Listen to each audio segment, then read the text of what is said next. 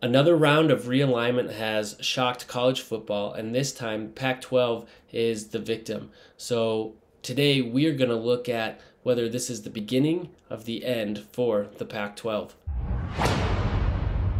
Welcome to the Jersey Score. My name is Trevor, and we've been on a bit of a hiatus, but we've come out to address college football realignment. It is too much to ignore, and right now it looks like the Pac-12 is in a tough position. Let's go to my map and take a look at it.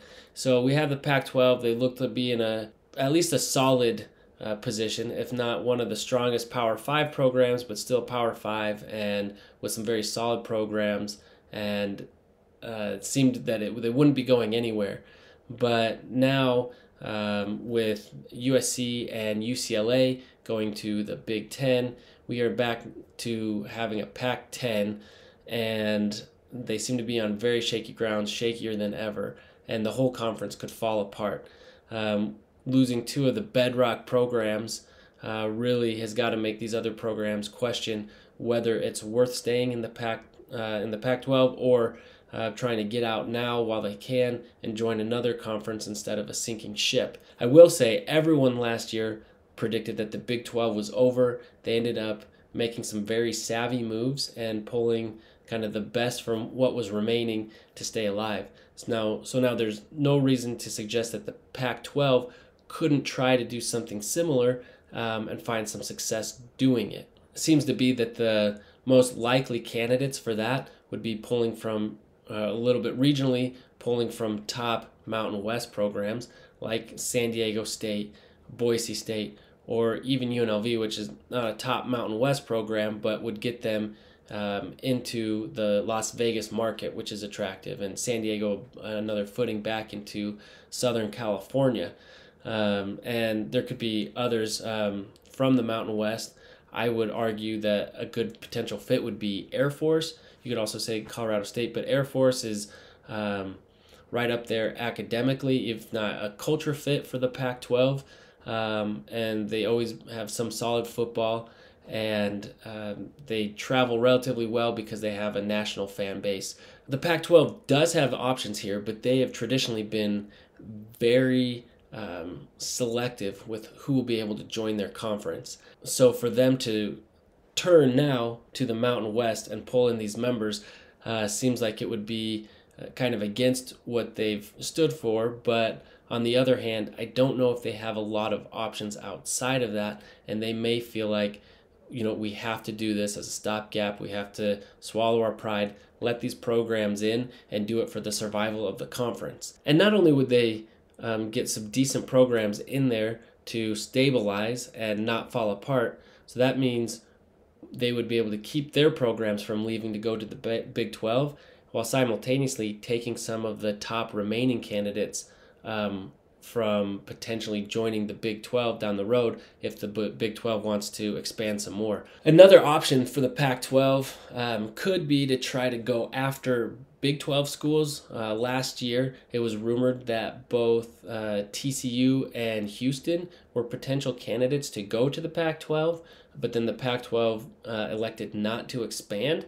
Now that may bite them in the butt because right now it looks like the Big 12 is more attractive and will potentially earn more from its TV revenue than the Pac-12 will. And so I don't know if at this point TCU and Houston would want to go to Pac-12 post USC and UCLA.